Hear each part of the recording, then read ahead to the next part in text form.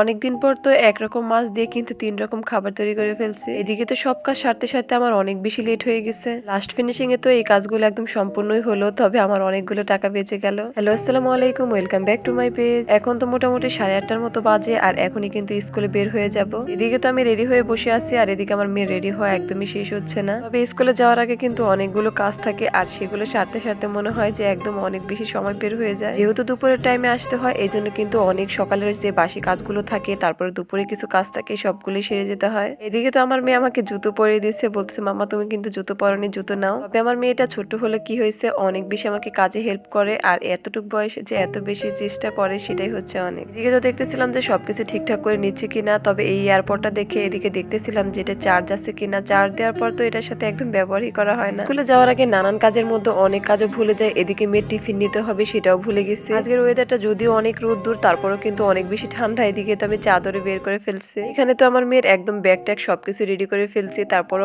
ও চিন্তা করে যে আসলে কোনো কিছু নিছি কিনা। এদিকে তো আমার প্রয়োজনীয় জিনিসটা নিতে আমি ভুলে যাই, চশমাটা একদমই নিতে অনেক সময় মনেই থাকে না, রাস্তা থেকে আবার ঘুরে আসতে হয়। আমার মেয়ে তো চশমা পরে দেখতেছিল কেমন লাগে, পরে আমি বললাম যে তুমি এটা চোখে দিও না, কারণ যেহেতু এটা পাওয়ারওয়ালা চশমা, তোমার চোখে ক্ষতি হবে। আমি মূলত বাইরে গেলে চশমাগুলো ব্যবহার করি, আমার বাসায় থাকলে একদমই ব্যবহার করতে ইচ্ছে করে না, কারণ এত বেশি নাকের উপর ব্যথা করে। এজন্য কিন্তু বেশিরভাগ বাইরে ব্যবহার করি, যেহেতু বাইরে অনেক বেশি ধুলা। এদিকে তো দুপুরবেলা স্কুল থেকে এসে কিন্তু গোসল টোসল করে ছাদে চলে আসছি আমরা সবাই মিলে, আর এদিকে তো রোদ পোহাচ্ছিলাম। আপনাদের ভাইয়া তো ওদিকে সব গাছে পানি দিচ্ছিল। এদিকে তো অনেকক্ষণ রোদে বসার পর ভাবলাম যে এখন চলেই যাব। ছাদে কিন্তু রোদ পোহাতে আসলে অনেক বেশি ঘুম পায়, এই জন্য কিন্তু অনেকক্ষণ বসে থাকার পর এখন আর বসে থাকতে ইচ্ছে করছে না, মনে হচ্ছে বাসায় গিয়ে ঘুমিয়ে পড়বো। এদিকে তো ড্রাগন গাছে বীজ দেওয়ার কারণে এত বেশি আসলে সুন্দর হয়ে গেছে, একদম সবুজ, আর আসলে অনেক বেশি সুন্দর হয়ে গেছে। আপনাদের ভাইয়া তো ওদিকে গাছে পানি দিচ্ছিল, আর এদিকে তো আমি কাপড় চোপড় গুলো তুলে নিচ্ছিলাম, যেহেতু এখন চলে যাব বাসায়। সবকিছু মিস থাকলেও কিন্তু আমার সন্ধ্যা দিকে রান্না করাটা একদমই মিস যায় না, যেহেতু খেতে হবে সেই জন্য কিন্তু রান্না করতেই হবে, কষ্ট হলেও কি করার আছে। এদিকে তো প্রথমেই বলছিলাম যে একটা মাছ দিয়ে কিন্তু আসলে 3 রকমের খাবার তৈরি করব, তো এখানে ইলিশ মাছ নামিয়ে নিছি। এখানে তো 2টা ইলিশ নামাইছিলাম, আর এটা থেকে কিন্তু অনেকটা আমি রেখেও দিছি, কারণ অনেক বেশি মাছ হয়ে গেছিল, ভাবছিলাম যে এগুলো আসলে সবকিছু খাওয়া হবে না। তারপরে এখান থেকে কিন্তু মাছ ভাজবো, আবার এখান থেকে লেজও ভর্তা করব, আবার কিছু মাছ রান্না করবো। কাঁচকলা দিয়ে কিন্তু ইলিশ মাছ রান্না করলে অনেক বেশি মজা লাগে। এইখানে তো আমি কাঁচকলা গুলো একটু হলুদ আর লবণ দিয়ে মাখিয়ে রাখছি। হলুদ আর লবণ দিয়ে মাখিয়ে রাখলে কিন্তু অনেকটা নরম হয়, এবং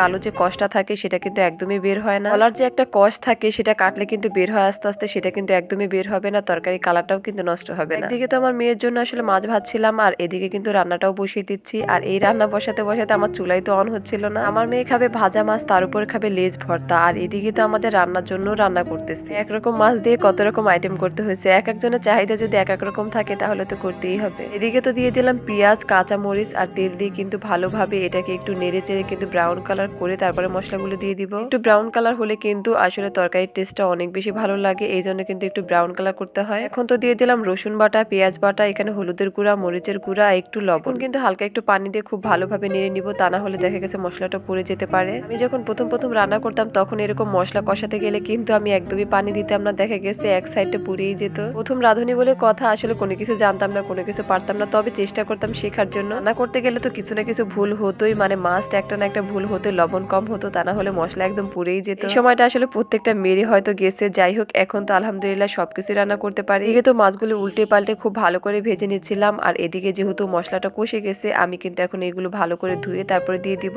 তার লবণ দিয়ে মাখিয়ে রাখা যে কলার আলুগুলো ছিল সেটা কিন্তু একটু ধুয়ে দিব, তা না হলে দেখা গেছে অনেক বেশি হলুদ হবে, অনেক বেশি লবণ হয়ে যাবে। তারপরে তো সবজিগুলো ভালো করে কষিয়ে কিন্তু আমি একদম ঝোলে পানি দিয়ে দিব, আর মাছটা কিন্তু আমি লবণ আর হলুদ দিয়ে মাখিয়ে রাখছিলাম। তবে ইলিশ মাছের ঘ্রাণটা অটুট রাখার জন্য কিন্তু মাছটা আমি পরে দিব, যখন দেখা গেছে আলুটা সিদ্ধ হয়ে গেছে তারপরে কিন্তু আমি মাছগুলো দিয়ে দিব। ইলিশ মাছ কিন্তু কখনোই কষিয়ে রান্না করতে হয় না, তাহলে কিন্তু একদমই নষ্ট হয়ে ভেঙে যাবে। এদিকে তো আমার মাছগুলো ভাজা হয়ে গেছে, এখন কিন্তু তুলে নিব, আর কত সুন্দর একটা কালার আসছে দেখেন, একদম ভাজা ভাজা গরম গরম খেতেই মন যাচ্ছে। তবে আমার মেয়ের যেহেতু পছন্দ, মেয়ের পছন্দের কিন্তু আজকে মাছ দুটো ভাজা করলাম, আর এদিকে তো লেজ ভর্তা করবো, লেজ তো খাওয়াই হয় না। রান্না তো আলহামদুলিল্লাহ হয়ে গেছে, এদিকে ভর্তাটা তৈরি করব। এইখানে শুকনো মরিচ আমি ভেজে নিয়েছিলাম, একটু লবণ দিয়ে ভালো করে মেখে নিব। এখানে তো একটার মতো পেঁয়াজ কেটে নিয়েছিলাম, আর ভর্তা ভাজিতে কিন্তু পেঁয়াজ দিলে আমার কাছে অনেক বেশি ভালো লাগে, আর ভর্তায় মূলত পেঁয়াজ একটু বেশি দিলে ভালো লাগে। যেহেতু পেঁয়াজ আর মরিচগুলো সুন্দর করে মেখে তারপরে কিন্তু এখানে ধনিয়া পাতা অ্যাড করে দিব। ধনিয়া পাতাগুলো ভালো করে মেখে কিন্তু আসলে ভর্তাটা অনেক বেশি মজা লাগে, যেহেতু ইলিশ মাছের লেজ ভর্তা। মাওয়া ঘাটের ভর্তা কিন্তু আজকে তৈরি করতেছে, মাওয়া ঘাটেও কিন্তু এরকম ভাবে ইলিশ ভর্তা করে। আমি তো ভালোভাবে মাছের কাটাগুলো সুন্দর করে বেছে নিছি, তারপরে দুই একটা থাকলেও থাকতে পারে। আমি তো খুব সাবধানে আসলে মাখাচ্ছিলাম, তারপরে দুই একটা আসলে ছিল, এখানে আমি বেছে বেছে কিন্তু আলাদা আলাদা করে নিয়েছিলাম যেহেতু আমার মেয়ে খাবে। এখানে তো মাছের সাথে ভালোভাবে মিশিয়ে তারপরে কিন্তু সর্ষের তেল এড করে দিব।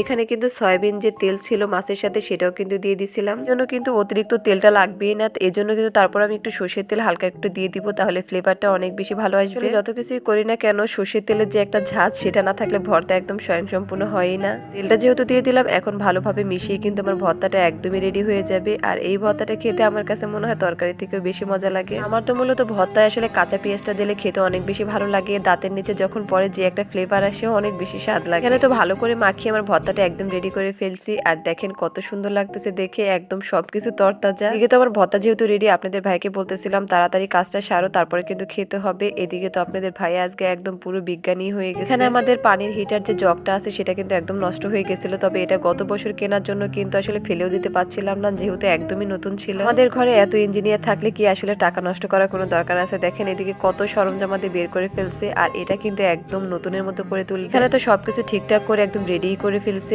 একদম শেষের দিকে প্রায়। এটা হচ্ছে এখন ট্রায়াল দিবে এটা আসলে পানি গরম হয় কিনা। শুধু প্লাস্টিকের জগটাই আছে পুরাতন, তাছাড়া কিন্তু সবকিছু নতুন করে অ্যাড করে দিছে। তবে আলহামদুলিল্লাহ এটা হবে। আপনাদের ভাইয়া পানি দিয়ে চেক করতেছে যে আসলে পানি গরম হয় কিনা, তবে আমি বলছি তুমি একদম এইখানে দাঁড়িয়ে আছো কারণ একটু সরো, আর এদিকে দেখতেছিলাম যে পানিটা গরম হচ্ছে কিনা। কারেন্ট নিয়ে তো আসলে একদমই খেলা করা যায় না, আমি বলছি তুমি সরো, এটা যা হয় হোক পরে দেখা যাবে। তারপর আপনার ভাইয়া দেখতেছে আসলে এটা ফুটতেছে কিনা। মূলত 250-300 টাকার মতো জগটা নেবে, তবে আমার টাকাটা কিন্তু একদমই বেঁচে গেল আলহামদুলিল্লাহ। এত বেশি গরম হয় এদিকে তো আমি একদম খুলতেই পারতেছিলাম না। আসলে ঘরের মধ্যে এরকম ইঞ্জিনিয়ার থাকলে তো টাকা বেঁচেই যাবে। দেখেন আলহামদুলিল্লাহ কত গরম হয়েছে, একদম নতুনের মতো পারফেক্ট হয়ে গেছে। কোনো কাজ করতে গেলে সেটা যদি পারফেক্ট ভাবে হয়ে যায় তাহলে কিন্তু অনেক বেশি ভালো লাগে। এখানে তো আপনাদের ভাইকে বলতেছিলাম তুমি তো একদম ইঞ্জিনিয়ার হয়ে গেছো, সবকিছু একদম ঠিকঠাক করে ফেলছো। একটা কাজেরই সফলতা আছে, তবে ধৈর্য ধরলে কিন্তু সবকিছুই সম্ভব। এটা কেমন লাগছে অবশ্যই জানাতে ভুলবেন না। সবাই ভালো থাকবেন, সুস্থ থাকবেন, আল্লাহ হাফেজ।